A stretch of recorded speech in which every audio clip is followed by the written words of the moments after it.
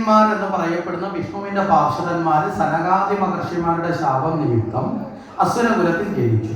ഇവിടെ അസുരകുലത്തില് കശ്യപ പ്രജാപതിയുടെ പുത്രന്മാരായിട്ടാണ് ജനിച്ചത്. അമ്മയുടെ പേര് തിഥി എന്നാണ്. തിഥിയുടെ മക്കളായിട്ട് ജനിച്ചു. ഇവിടെ നമ്മുടെ ദേവന്മാരും അസുരന്മാരും എന്നൊരു കഥാപാത്രം ഉണ്ടല്ലോ നമ്മുടെ പുരാണങ്ങളിലൊക്കെ, ഇല്ലേ? ഉണ്ടോ ഇല്ലയോ? ഉണ്ട്. ഇപ്പൊ നമ്മൾ ഇന്നലെ ഹിരണ്യാക്ഷനെ പറഞ്ഞു അസുരനാണ്, ഹിരണ്യകശിപുവിനെ ഇന്ന് പറയുന്നു അസുരനാണ്, അല്ലേ? ദേവന്മാരൊരു ഭാഗത്തുണ്ട്, അസുരന്മാർ ഒരു ഭാഗത്തുണ്ട്. ഇവർ തമ്മിൽ നല്ല ശത്രുതയല്ലേ? അല്ലേ? നല്ല ശത്രുതയാണോ അടുപ്പമാണോ? നല്ല ശത്രുതയാണ് ദേവന്മാരും അസുരന്മാരും തമ്മിൽ. ഇനി ഈ ദേവന്മാരും അസുരന്മാരും തമ്മിൽ എന്തെങ്കിലും ബന്ധമുണ്ടോ? ശത്രുത ഉണ്ടെന്ന് നമുക്ക് ഉറപ്പുണ്ട്. കാരണം ഏത് പുരാണം എടുത്ത് നോക്കിയാലും ഇവർ തമ്മിലുള്ള അടിയാണ്. ഇവർ തമ്മിൽ എന്തെങ്കിലും ബന്ധമുണ്ടോ?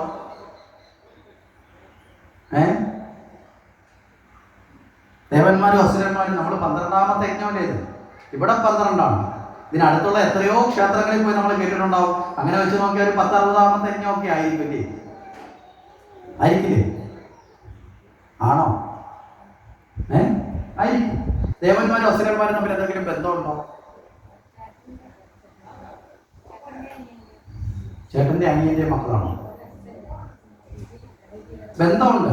നമുക്ക് ഇവരുടെ റേഷൻ കാർഡ് എടുത്ത് പരിശോധിക്കാം. ഇപ്പോഴത്തെ അളവിലാണെങ്കിൽ ബന്ധം കണ്ടുപിടിക്കാൻ എളുപ്പത്തില്ലേ? റേഷൻ കാർഡ് പണ്ടേ ഇല്ലായിരുന്നു. എന്നാലും ഒരു സങ്കല്പത്തിലുള്ള റേഷൻ കാർഡ് ഉണ്ടെന്ന് വെക്കുക. അത് വെച്ച് നോക്കിയാൽ ഇവർ രണ്ടു കൂട്ടരെ അച്ഛന്റെ സ്ഥാനത്ത് ഒരാളുടെ പേരാണ്. മനസ്സിലായോ? ദേവന്മാരുടെയും അസുരന്മാരുടെയും അച്ഛന്റെ സ്ഥാനത്ത് ഇപ്പൊ നമ്മുടെ റേഷൻ കാർഡ് ആണെങ്കിൽ അവിടെ പേരെത്തുമല്ലോ. അതുപോലെ അച്ഛന്റെ സ്ഥാനത്ത് ആരുടെ പേരാ? ഒരാളുടെ പേരാ. ആരുടെയാ? കശ്യപൻ എന്ന മഹർഷിയുടെ പേരാണ്. അമ്മയുടെ സ്ഥാനത്ത് രണ്ടുപേർക്ക് 2 പേരുകളാണ്. അസുരന്മാരുടെ അമ്മയുടെ സ്ഥാനത്ത് ദിതി എന്നും ദേവന്മാരുടെ അമ്മയുടെ സ്ഥാനത്ത് അതിഥി എന്നുമാണ് എഴുതിയിട്ടുള്ളത്. അപ്പൊ അങ്ങനെ നോക്കുമ്പോൾ അച്ഛനുമായ ബന്ധം വെച്ച് നോക്കുമ്പോൾ ഇവർ രണ്ടുപേരും ആരാണ്? സഹോദരങ്ങളാണ്. ഇനി അച്ഛനെ മാറ്റി വെക്കാം. അമ്മ 2ആണല്ലോ. പക്ഷെ ഈ അമ്മമാർക്ക് തമ്മിൽ ബന്ധമുണ്ടോ? ഒരു ഭർത്താവിന് 2 ഭാര്യമാരാണ്, അങ്ങനെയാണോ? അല്ല, ഇവർ തമ്മിൽ സഹോദരിമാരാണ്. മനസ്സിലായില്ലേ? ഈ അമ്മമാർ രണ്ടുപേരും ജ്യേഷ്ഠത്തിനെത്തിയ. അപ്പൊ അച്ഛന്റെ സ്ഥാനം മാറ്റി വെച്ചാലും ഇവര് സഹോദരങ്ങളല്ലേ? വലിയമ്മ ചെറിയമ്മ മക്കളെന്ന് പറയുമ്പോൾ ആണോ അല്ലയോ? ഒരു സഹോദരങ്ങളാണ്. അപ്പൊ ഈ 2 നിലയിലും ബന്ധമുണ്ട്. പക്ഷെ സ്വഭാവം 2ആണ്. ഇവിടെ എന്തിനാണ് ഇങ്ങനെയൊക്കെ ഈ പുരാണത്തിൽ ദേവന്മാരെയും അസുരന്മാരെയൊക്കെ ചിത്രീകരിച്ചത്? ധർമാധർമ്മത്തെ കുറിച്ച് പഠിപ്പിക്കാൻ വേണ്ടി മാത്രമോ? അല്ലാതെ കുറെ വികൃതമായ കുറെ ആൾക്കാരും സുന്ദരന്മാരായ കുറെ ആൾക്കാരെ പഠിപ്പിക്കാനല്ലാണോ? ദേവന്മാര് സുന്ദരന്മാര് അസുരന്മാര് വികൃതന്മാര് അത് പടം വരച്ചവരുണ്ടാക്കിയെടുത്ത വരപ്പാണ്. 2 കൊമ്പൊക്കെ ഇതിനെ വെച്ച് നാക്കൊക്കെ ഇങ്ങനെ കൊടുത്ത് കപ്പട മീശയൊക്കെ വെച്ച് ഉണ്ട കണ്ണും ഇവിടെ 2-3 മറുകും ഒക്കെ വെച്ച് അസുരന്മാരെ വികൃതമാക്കി വരച്ചുണ്ടാക്കിയതാ. യഥാർത്ഥത്തിൽ അസുരന്മാര് സുന്ദരന്മാരാണ് കേട്ടോ.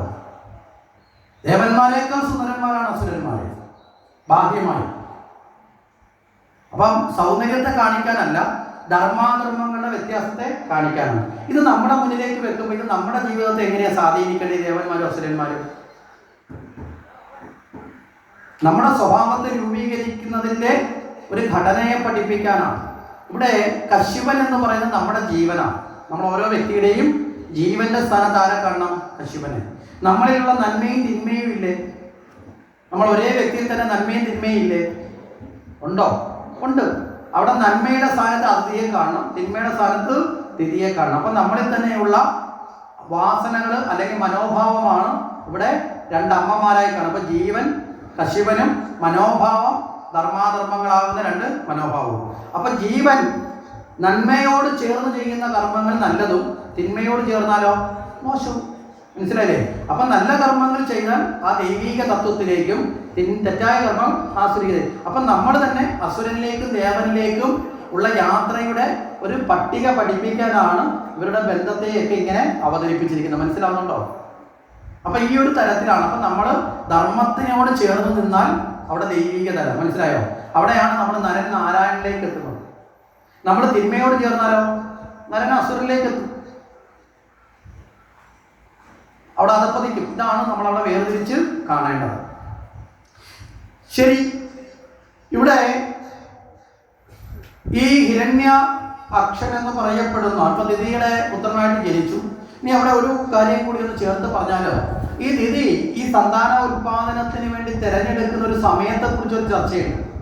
ത്രിസന്ധ്യ സമയത്താണ്. ത്രിസന്ധ്യ സമയത്ത് തനിക്ക് പുത്രോത്പാദനം നടത്തണം എന്ന് പറഞ്ഞുകൊണ്ട് ഭർത്താവിനെ സമീപിച്ചു. ഭർത്താവാകട്ടെ പറഞ്ഞിട്ട് ഉചിതമായ സമയമല്ല, അതുകൊണ്ട് ഈ സമയം അതിനെ ഉപയോഗിക്കാൻ പാടില്ല. പക്ഷേ ഇതിന് പിടിവാശിയിൽ തയ്യാറായില്ല.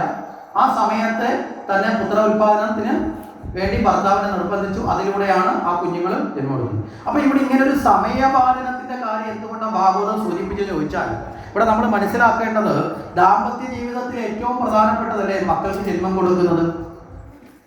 ആണോ അല്ലയോ? ഒരു ദാമ്പത്യ ജീവിതത്തിന്റെ തുടർച്ചയം എന്ന് പറയുന്നത് കല്യാണം കഴിക്കലാണോ മക്കൾക്ക് ജന്മം കൊടുക്കലാണോ?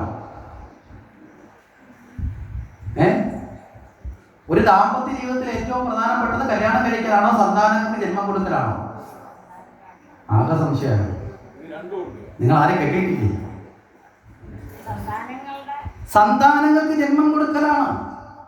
അതിനു വേണ്ടിയിട്ടുള്ള ഒരു ഉപാധിയും ഒരു ചിട്ടയും മാത്രമാണ് വിവാഹം കഴിക്കല്. മനസ്സിലായില്ലേ? യഥാർത്ഥത്തിൽ ഏറ്റവും ശ്രേഷ്ഠം സന്താനങ്ങൾക്ക് ജന്മം കൊടുക്കുക. അതുകൊണ്ടാണ് ഭാരതീയ ജ്യോതിശാസ്ത്രത്തിന്റെ യഥാർത്ഥ അടിസ്ഥാനത്തിൽ ചിന്തിച്ചാൽ വിവാഹത്തിനല്ല മുഹൂർത്തം. ഇന്നിപ്പോ നമ്മളെല്ലാവരും വിവാഹത്തിന് മുഹൂർത്തം കുറിക്കുന്നവരായി മാറി. വിവാഹത്തിനല്ല മുഹൂർത്തം. യഥാർത്ഥത്തിൽ കുറിക്കേണ്ടത് ശാന്തി മുഹൂർത്തം എന്നൊരു മുഹൂർത്തമുണ്ട്. മനസ്സിലായില്ലേ? തമിഴ്നാട്ടിലല്ല, പണ്ട് കേരളത്തിലുണ്ടായിരുന്നു. ആ, ശാന്തി മുഹൂർത്തം എന്നത് ഭാരതത്തിൽ എല്ലായിടത്തും ഉണ്ട്. വിവാഹങ്ങൾക്ക് മുഹൂർത്തമല്ല, വിവാഹം അവരുടെ സൗകര്യാർത്ഥം എപ്പോഴാണെങ്കിലും. ഇപ്പൊ വിവാഹം മുഹൂർത്തം പോലും നോക്കാതെ വിവാഹങ്ങൾ നടന്നിട്ടുണ്ട് ഭാരതത്തിൽ. നമ്മൾ നോക്കിക്കഴിയുമ്പോൾ ഗാന്ധന വിവാഹം കണ്ട് ഇഷ്ടപ്പെട്ടു, അപ്പോഴേ പോയിട്ടുണ്ട്. ഈശ്വരന്റെ കൂടെ പോയതൊക്കെ ഏത് മുഹൂർത്തം നോക്കിയിട്ടാ? മനസ്സിലായില്ലേ? അപ്പൊ പ്രധാനം എന്ന് പറയുന്ന സന്താന ഉൽപാദനം ഈശ്വരീയ ബോധത്തോടുകൂടി സൽസന്താനങ്ങൾ ഉണ്ടാകണമേ എന്ന പ്രാർത്ഥനയോടുകൂടി വേണം സന്താനങ്ങൾക്ക് ജന്മം കൊടുക്കാൻ. ആ ജന്മം കൊടുക്കുന്ന സമയം മുതൽ ആ ജന്മം കൊടുക്കുന്ന മനോഭാവം വരെ ആ കുഞ്ഞിന്റെ സ്വഭാവത്തെ സൃഷ്ടിക്കുന്നതിന് കാരണമാണ്. കുഞ്ഞ് ജനിച്ചതിന് ശേഷമല്ല വിദ്യാഭ്യാസം കൊടുക്കേണ്ടത്. മനസ്സിലായില്ലേ? കുഞ്ഞിന് ജന്മം കൊടുക്കുന്ന സമയത്ത് മാതാപിതാക്കളുടെ മനോഭാവം വരെ കുഞ്ഞിന്റെ സ്വഭാവത്തിന് കാരണമാണ്. ആ സമയം വരെ അതിന് കാരണമാണ്. മനസ്സിലായില്ലേ? പ്രഹ്ലാദനിലേക്ക് വരുന്നതിന് മുമ്പ് വേറെ പലതിലേക്ക് പോവാം. പ്രഹ്ലാദൻ ഗർഭാവസ്ഥയിൽ കിടന്നപ്പോഴാണ് കേട്ടത്. പക്ഷെ ആ സമയത്തിന്റെ പ്രാധാന്യം പഠിക്കണമെങ്കിൽ രാമായണത്തിൽ പോയാൽ മതി. രാവണനും കുംഭകർണനും ശൂർപ്പണഖയും വിഭീഷണനും ഒറ്റ അച്ഛന്റെ അമ്മയുടെ മക്കളായി ജനിച്ച സ്വഭാവത്തിൽ വിഭീഷണൻ മാത്രം വ്യത്യസ്തനാണ്. ഇവർക്ക് 3 പേർക്ക് ജന്മം കൊടുക്കുന്നതായിട്ട് രാമായണത്തിൽ പറഞ്ഞ ഒരേ ദിവസമാണ്. മനസ്സിലായില്ലേ? ആ സമയത്തിന്റെ കൃത്യതയ്ക്ക് വ്യത്യാസം വന്ന വിഭീഷണൻ ഭഗവത് ഭക്തനായി മാറി. ഉത്തമ സമയം. അങ്ങനെയൊക്കെ ഒരു നമ്മുടെ ശാസ്ത്രം അത്ര ചെറുതല്ല.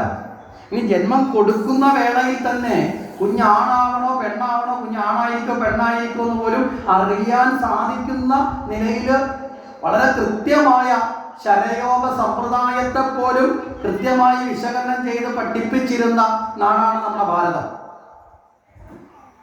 മനസ്സിലായില്ലേ? ഇവിടെ അതുകൊണ്ടാണ് ഇന്നലത്തെ ഒരു കഥ പറഞ്ഞപ്പോ കർദമ പ്രജാപതിയോട് ദേവഹൂതി എന്ന് പറഞ്ഞതെന്താ? എനിക്ക് ജനിച്ചത് 9 പേരും പെൺകുട്ടികളാണ്, ഇനി എനിക്കെന്ത് വേണം? ഒരു ആൺകുഞ്ഞിനെ വേണം. അപ്പൊ മഹർഷി പറഞ്ഞു, ശരി, ആൺകുഞ്ഞിനെ തരാന്ന് പറഞ്ഞതാ അത്ഭുതപ്പെട്ട ആൺകുഞ്ഞിനെ കൊടുക്കാനുള്ള പവർ അല്ല. കുഞ്ഞാണായിരിക്കണമോ പെണ്ണായിരിക്കണമോ എന്ന് ആ നിലയിൽ പ്രാവീണ്യം നേടിയ മാതാപിതാക്കൾക്ക്, മനസ്സിലായില്ലേ, ആ നിലയിലേക്ക് എത്താൻ സാധിക്കും. അതിനാണ് ശരനൂൽ എന്നൊക്കെ പറയുന്ന ഒരു സമ്പ്രദായമുണ്ട്, ശരയോഗം. അഗസ്ത്യ മഹർഷിയുടെ ആ സമ്പ്രദായ പ്രകാരം ഇന്നും അതിനെ പിന്തുടരുന്ന ഭാരതത്തിൽ ഇന്നും അതിനെ പിന്തുടരുന്നവരുണ്ട്, ശിവയോഗിമാർ. അപ്പൊ അത്തരം സമ്പ്രദായങ്ങൾ അത്ര അധികം ശ്രേഷ്ഠമാണ് നമ്മുടെ സംസ്കാരം എന്ന് പറയാൻ വേണ്ടി സൂചിപ്പിക്കുക. അപ്പോൾ ഉചിതമായ സമയത്തല്ലാതെ ജനിച്ചു. ഇനി അതിൽ ആദ്യത്തെ ഒരാൾ, അനുജനായിട്ടുള്ള ആൾ ഹിരണ്യാക്ഷൻ ഭഗവാന്റെ കൈകൊണ്ട് മരണപ്പെട്ടു. ഭഗവാൻ ഹിരണ്യാക്ഷനെ വധിച്ചതോടുകൂടി ഭഗവാനോടുള്ള ദേഷ്യം കൊണ്ട് ഹിരണ്യകശിപു നേരെ പോയി തപസ് ചെയ്തു ബ്രഹ്മാവിനെ.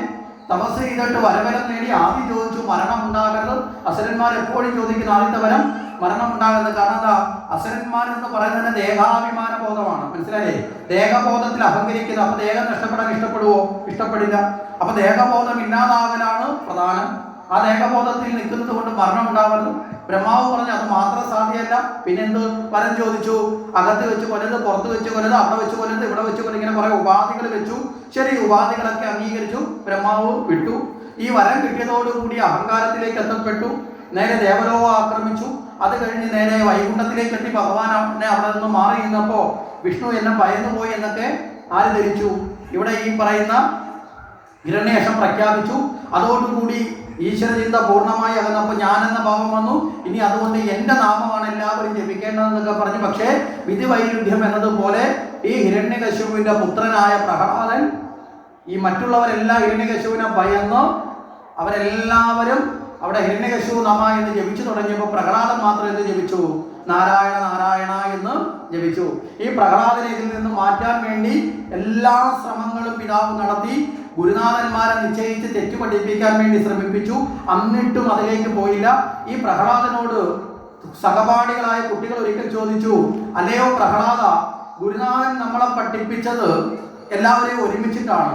ഒരിക്കൽ പോലും നമ്മുടെ ഗുരുനാഥൻ എന്ത് പഠിപ്പിച്ചിട്ടില്ല? നാരായണനെ ജപിക്കാൻ പഠിപ്പിച്ചിട്ടില്ല. പിന്നെയോ നിന്റെ വീട്ടിലെ അന്തരീക്ഷം അനുസരിച്ച് നിന്റെ അച്ഛനും അമ്മയും ഒരിക്കലും അത് പഠിപ്പിക്കാനും സാധ്യതയില്ല. പിന്നെ നിനക്ക് എവിടെ നിന്നാണ് ഈ നാരായണ ഭക്തി വന്നത് എന്ന് ചോദിച്ചു. ഈ സമയത്ത് പ്രഹ്ലാദൻ തന്റെ കൂട്ടുകാരോട് താൻ എങ്ങനെ ഭക്തനായതിനെ കുറിച്ച് പറയുന്നു. അച്ഛൻ തപസ് ചെയ്യാൻ പോയ സമയത്ത് ദേവേന്ദ്രൻ ആ കൊട്ടാരം ആക്രമിച്ചു. കൊട്ടാരം ആക്രമിച്ച് അസുരന്മാരെല്ലാം ഓടിപ്പോയപ്പോൾ നോക്കുമ്പോൾ ഗർഭവതിയായ ഹിരണ്യകശിപുവിന്റെ ഭാര്യ അവിടെ നിൽക്കുന്നു. ഈ ഭാര്യയെ ദേവേന്ദ്രൻ പിടികൂടി കൊണ്ടുപോയി. എന്തിനാണ് ഈ ഭാര്യ അപഹരിച്ചതെന്ന് ചോദിച്ചാൽ ഇവളുടെ ഉദരത്തിൽ വളരുന്ന കുഞ്ഞ് ജനിച്ചാലുടനെ അവനെ കൊല്ലുക. ഇതാണ് ദേവേന്ദ്രന്റെ ഉദ്ദേശം. കാരണം എന്താ? ഇവനും അസുരന്റെ പുത്രനാണല്ലോ. വളർന്നു വരുമ്പോൾ ഇവൻ ദേവലോകത്തിന് ഒരു ശത്രുവായി മാറും. അപ്പൊ ശത്രുവിനെ മുളയിലേ നുള്ളിക്കളയുക. ഇത്രയേ ഉള്ളൂ ഇന്ദ്രന്റെ ഉദ്ദേശം. ഇന്ദ്രൻ കൊണ്ടുപോകും. നാരദ മഹർഷി ഒന്ന് തടഞ്ഞു. ദേവേന്ദ്ര അരുത്, പ്രത്യേകിച്ച് ഒരു സ്ത്രീയാണ്. അത് മാത്രമല്ല അമ്മ എന്ന ഭാവത്തിൽ അല്ലേ, ഗർഭവതിയാണ്. ആ സമയത്ത് ഈ ദേവതയുടെ സങ്കല്പമാണ്. പിന്നെയോ എന്നിട്ടും ദേവേന്ദ്രനെ വിടാനൊരു ഒരുക്കമല്ല. ദേവേന്ദ്രനോട് നാരദൻ പറഞ്ഞു ഇവളുടെ ഉദരത്തിൽ വളരുന്നത് ഭഗവത് ഭക്തനാണ് എന്നുകൂടി പറഞ്ഞ സമയത്ത് ദേവേന്ദ്രൻ എന്ത് ചെയ്തു? വിട്ടു എന്ന് മാത്രമല്ല ദേവേന്ദ്രൻ ആ കയാതുവിനെ നമസ്കരിച്ചു. കാരണം ഭഗവാനെ നമസ്കരിക്കുന്നതിന് തുല്യമായി ഭഗവാന്റെ ഭക്തനെ നമസ്കരിച്ചു. ഭാഗവതത്തിന്റെ മറ്റൊരു തത്വമാണ് വൈകുണ്ഠ പ്രിയദർശനം. ഭഗവാനേക്കാൾ ഉന്നതമായി ഭഗവാന്റെ ഭക്തനെ ഭഗവാൻ ഉയർത്തി കാണിക്കുന്നതാണ് ഭാഗവതം. അതുകൊണ്ട് ഭാഗവതത്തിന്റെ ഒരു ചൊല്ലുണ്ട്, ഒരു തത്വമുണ്ട്. നമ്മളൊക്കെ സാധാരണ ചിന്തിക്ക് നേരെ വിപരീതമായി ഭഗവാൻ ഭക്തന്റെ ദാസനാണ്. ഭാഗവതം അങ്ങനെയാണ് പഠിപ്പിക്കുന്നത്. ഭഗവാൻ മനസ്സിലായില്ലേ? ഭഗവാൻ ഭക്തന്റെ യജമാനൻ എന്ന് പഠിപ്പിക്കുന്നതല്ല ഭാഗവതം. ഭഗവാൻ ആരുടെ ദാസനാണ്? ഭക്തന്റെ ദാസനാണ്. ചിലപ്പോൾ നമുക്ക് ഇപ്പോൾ ഒരു സംശയം വരും, പക്ഷെ അടുത്ത കഥകളിലേക്ക് വരുമ്പോൾ തൃപ്തിയായിക്കോളും. ഭഗവാൻ ഭക്തന്റെ ദാസനാണ്. അപ്പൊ ആ നിലയിൽ തന്നെ ഭക്തനാണെന്ന് അറിഞ്ഞപ്പോൾ ഭഗവാൻ അവിടെ ദേവേന്ദ്രനെ നമസ്കരിച്ചു. ഇത് കഴിഞ്ഞ് കയാതുവിനെ കൂട്ടിക്കൊണ്ടുപോയ നാരദൻ എന്ത് ചെയ്തു? ഭഗവത് തത്വങ്ങൾ മുഴുവൻ ആ അമ്മയ്ക്ക് പറഞ്ഞു കൊടുത്തുകൊണ്ടിരുന്നു. അമ്മ പല കാര്യത്തിൽ ചിന്തിച്ചുകൊണ്ടിരിക്കുക. ഇടയ്ക്ക് ഭർത്താവ് തപസ് കഴിഞ്ഞ് എപ്പം വരും, വന്നാൽ എന്നെ കൂട്ടിക്കൊണ്ടുപോകുമോ, അവിടെ ചെന്ന് കഴിയുമ്പോൾ ഞാൻ എന്നെ തട്ടിക്കൊണ്ടുപോയ ആളെന്നുള്ള നിലയിൽ ഉപേക്ഷിക്കും, ഇങ്ങനെയൊക്കെയുള്ള ചിന്തയായിരുന്നു ആർക്കുള്ളത്? അമ്മയ്ക്ക്. അമ്മ കേൾക്കുന്നുണ്ടെന്ന് മാത്രമല്ല, പക്ഷെ അമ്മയ്ക്ക് ശ്രദ്ധ ഇല്ലായിരുന്നു. പക്ഷെ അമ്മയുടെ ഉദരത്തിൽ കിടന്ന കുഞ്ഞിന് പരിപൂർണ ശ്രദ്ധയിൽ മറ്റൊന്നിലും മുഴുകാതെ ഈ കുഞ്ഞിത് മുഴുവൻ പഠിച്ചു. ഇവിടെയാണ് നമ്മൾ രണ്ടാമത്തെ ഒരു തത്വം മനസ്സിലാക്കേണ്ടത്. മുമ്പേ പറഞ്ഞു ജന്മം കൊടുക്കുന്ന സമയത്തിന് പ്രാധാന്യമുണ്ട്. ജന്മം കൊടുക്കുന്ന സമയത്തെ നമ്മുടെ ബോധതലത്തിന് ഒരു പ്രാധാന്യമുണ്ട്. ഇത് കഴിഞ്ഞാലോ അമ്മയുടെ ഉദരത്തിൽ കിടക്കുന്ന ഗർഭകാലഘട്ടത്തിൽ ആ അമ്മ ബോധപൂർവം തന്നെ കുഞ്ഞിന് വിദ്യാഭ്യാസം ആരംഭിക്കണം. മനസ്സിലായില്ലേ? അമ്മയുടെ ഉദരത്തിൽ വെച്ച് തന്നെ നമ്മുടെ കുഞ്ഞിന് വിദ്യാഭ്യാസം കൊടുക്കണം. അല്ലാതെ LKG UKG എത്തുമ്പോൾ അവിടെയല്ല വിദ്യാഭ്യാസം ആരംഭിക്കേണ്ടത്. ശരിയായ ജീവിത മൂല്യങ്ങൾ അമ്മയുടെ ഉദരം. 3 തരത്തിലുള്ള തപസ്സാണ് മാതൃത്വം. അതാണ് മാതൃത്വത്തിന്റെ പ്രത്യേകത. ഒന്ന്, നല്ല ഭക്ഷണം. മനസ്സിലായില്ലേ? എന്താ നല്ല ഭക്ഷണം എന്ന് പറഞ്ഞത്? ഒരിക്കൽ പോലും ഒരു തരത്തിലുള്ള മായം കലരാത്ത, രാസവസ്തുക്കൾ ചേരാത്ത ശുദ്ധമായ ഭക്ഷണമാണ് അമ്മമാര് കഴിക്കേണ്ടത്, പ്രത്യേകിച്ചും ഗർഭകാലഘട്ടത്തിൽ. ഇപ്പോൾ അങ്ങനെയാണോ എന്ന് നിങ്ങൾ ചിന്തിച്ചാൽ മതി. ഇപ്പോൾ ടിന്നിയിൽ അടച്ചതും കവറിൽ അടച്ചതും മനസ്സിലായില്ലേ, 2 ആഴ്ച ഫ്രിഡ്ജി വെച്ചതും ഒക്കെയാണ് ഇന്ന് അമ്മമാർ കഴിക്കുന്നത്. വെറുതെ അല്ല, ജനിക്കുന്ന കുഞ്ഞ് 16-17 വയസ്സൊക്കെ ആകുമ്പോൾ മാറാരോഗങ്ങൾ പിടിപെടുന്ന അവസ്ഥയിലേക്ക് ന്യൂറോ സംബന്ധമായ അസുഖം, ആ അസുഖം, ഈ അസുഖം എന്നൊക്കെ പറഞ്ഞ് ആയുസ് കുറഞ്ഞ് ഇപ്പോഴത്തെ അവസ്ഥയിൽ നിത്യരോഗികളാകുന്ന മക്കളെയും കൊണ്ട് ഹോസ്പിറ്റലിലേക്ക് ഓടുന്ന അവസ്ഥയിലേക്ക് ഇന്നത്തെ അമ്മമാരെത്തുന്നതിൻ്റെ കാരണം ആ ഗർഭകാലഘട്ടത്തിൽ ഏറ്റവും ആ കുഞ്ഞിൻ്റെ നാഡീ ഞരമ്പുകൾ കൃത്യമാകുന്ന കാലഘട്ടത്തിൽ നല്ല ഭക്ഷണം ഉള്ളിൽ ചെല്ലാത്തതിൻ്റെതാണ്. രണ്ടാമത്തതോ നല്ല വ്യായാമം. പണ്ട് കാലത്ത് നമുക്കറിയാം, വീടുകളിൽ ഗർഭിണികളായ സ്ത്രീകളെ കൊണ്ടായിരുന്നു പണ്ടത്തെ മുത്തശ്ശിമാർ മുറ്റോടിപ്പിക്കുന്നത്. ഇപ്പം അങ്ങനെ മുറ്റോടിക്കാൻ പറഞ്ഞാൽ മുത്തശ്ശി അവർ ഒറ്റയടി അടിക്കും, മുത്തശ്ശി തട്ടിൻ്റെ മേളിൽ പോകും. ശരിയല്ലേ? പണ്ട് വെള്ളം കോരിക്കും, അരപ്പിക്കും, ഇതൊക്കെ ചെയ്യിപ്പിക്കും. എന്താ കാര്യം? നമ്മളൊക്കെ ചിലരൊക്കെ പറഞ്ഞിട്ടുണ്ട്, പണ്ടത്തെ മുത്തശ്ശിമാർ കരിയില ഇല്ലെങ്കിൽ അയ്യത്ത് കിടക്കുന്ന കരിയില വാരി മുറ്റത്തിട്ടിട്ട് തൂപ്പിക്കുമായിരുന്നു പറയും. എന്തിനാ? വ്യായാമം ഉണ്ടാവണം. കാരണം നല്ല ബ്ലഡ് സർക്കുലേഷൻ ഉണ്ടാവണം. നല്ല ബ്ലഡ് സർക്കുലേഷനും നല്ല പ്രാണസഞ്ചാരം ഉണ്ടെങ്കിൽ ആ അമ്മയ്ക്ക് ജനിക്കുന്ന കുഞ്ഞ് നല്ല പവർഫുള്ളായിരിക്കും. മനസ്സിലാവുന്നുണ്ടോ? മടി പിടിച്ച് ആലസ്യം കൊണ്ട് ഇപ്പോൾ എന്താ ഗർഭിണി എന്ന് പറഞ്ഞു കഴിഞ്ഞാൽ പിന്നെ ബെഡ് റെസ്റ്റ്. അതോടുകൂടി അലസയായി മടി പിടിച്ച് ആ കുഞ്ഞ് പോലും ആ ദുർബലതായ അവസ്ഥയിൽ ജനിക്കുന്നത്. ശരിയല്ലേ? പണ്ടത്തെ കുഞ്ഞുങ്ങൾക്കുണ്ടാകുന്ന സ്മാർട്ട്നെസ് ഇന്നത്തെ കുഞ്ഞുങ്ങൾക്കുണ്ടോ?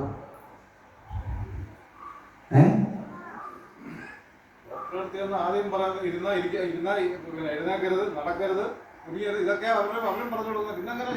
ഡോക്ടറെ പറയിപ്പിക്കും. അവർക്ക് മനസ്സിലായി? നമ്മളിവിടെ പറഞ്ഞത് ആ പണ്ട് കാലത്ത് നമ്മുടെ മുത്തശ്ശിമാർ അങ്ങനെ ഒരു സമ്പ്രദായം ഇല്ലായിരുന്നു. വീട്ടിലുണ്ടാക്കുന്ന ഭക്ഷണമല്ലാതെ ഒരു ഭക്ഷണവും വീട്ടിൽ കൊടുക്കാൻ സമ്മതിക്കില്ലായിരുന്നു. ജനിച്ചു കഴിഞ്ഞാൽ കുഞ്ഞുങ്ങൾക്ക് പോലും മറ്റു ഭക്ഷണങ്ങൾ പുറമേ നിന്നുള്ള ഭക്ഷണം വാങ്ങി കൊടുക്കില്ലായിരുന്നു. വീട്ടിലുണ്ടാക്കുന്ന കൂവപ്പൊടി, ഏത്തക്ക പൊടിച്ച പൊടി അല്ലേ, അപ്പം അതിൻ്റെ കുറുക്ക്, ഇതൊക്കെ കൊടുക്കുന്നത്. എന്താ കാരണം? ശുദ്ധമായത് കൊടുക്കുക, രോഗകാരണങ്ങളായ ഒന്നും കൊടുക്കാതിരിക്കുക. ഇന്ന് അമ്മമാർ കൊച്ചുങ്ങൾക്ക് കൊക്കക്കോള മേടിച്ചു കൊടുക്കുന്ന അമ്മമാരാണ്. ഒരേ വീട്ടിൽ തീരുന്നതിന് മുമ്പ് കുഞ്ഞുങ്ങൾക്ക് കൊക്കക്കോള മേടിച്ചു കൊടുക്കുക. എന്താ കാര്യം? കുഞ്ഞിന് കൊടുക്കുന്നതിൻ്റെ പേര് മേടിച്ചാൽ അമ്മയ്ക്ക് കുടിക്കാൻ പറ്റും. മനസ്സിലായില്ലേ? ഈ കൊക്കക്കോളയ്ക്കകത്തൊരു മണ്ണിനെ പിടിച്ച് ഇട്ട് നോക്കിയിട്ട് 2 മണിക്കൂർ കഴിഞ്ഞ് നോക്കിയാൽ ചത്ത് വീർത്ത് അഴുകി തുടങ്ങും. ഈ സാധനമാണ് ആ പ്രതിരോധ ശേഷി പോലും വലുതായിട്ടില്ലാത്ത കുഞ്ഞിൻ്റെ വായിലേക്ക് നമ്മൾ ഒഴിച്ചു കൊടുക്കുന്നത്. ഒരു ബോധവുമില്ലാത്ത അവസ്ഥയിലാണ് ഇന്നിപ്പോൾ നടക്കുന്നത് പലരും. അത് കഴിഞ്ഞാലോ നല്ല ചിന്തകൾ ഉണ്ടാവണം ഗർഭകാലത്ത്. മനസ്സിലായില്ലേ? ഈ നല്ല ചിന്തകൾ ആ സ്വഭാവത്തിൽ രൂപപ്പെടുന്നു. ഈ നല്ല ചിന്തയാണ് നാരദിൽ നിന്ന് ആർക്ക് കിട്ടിയത്? പ്രഹ്ലാദന് കിട്ടിയത്. അതാണ് പ്രഹ്ലാദൻ ഭഗവാന്റെ ഭക്തനായി മാറിയത്. ഇത് പറഞ്ഞു. ഈ പ്രഹ്ലാദനെ നാരായണ ഭക്തിയിൽ നിന്ന് ആട്ടിപ്പുറത്താക്കാൻ എല്ലാ ശ്രമവും നടത്തി. പക്ഷേ കുഞ്ഞ് നാരായണ എന്ന് ജപിച്ചു. ഏറ്റവും ഒടുവിൽ ഹിരണ്യകശിപു തന്നെ നേരിട്ട് നിന്റെ ആ ഭീരുവായ നാരായണൻ എവിടെയാണെന്നൊക്കെ ചോദിച്ചുകൊണ്ട് ചാട്ടി എഴുന്നേറ്റോ കരിങ്കൽ തോടിൽ ചോദിച്ചു, ഇതിനകത്തുണ്ടോടാന്ന് ചോദിച്ചു, പുച്ഛിച്ചു, പരിഹസിക്കാനാണ് ചോദിച്ചത്. പക്ഷേ നിസ്സംശയം സർവ്വചരാചരങ്ങളിലും അചരവും ചലിക്കുന്നതും ചലിക്കാത്തതുമായ സർവ്വ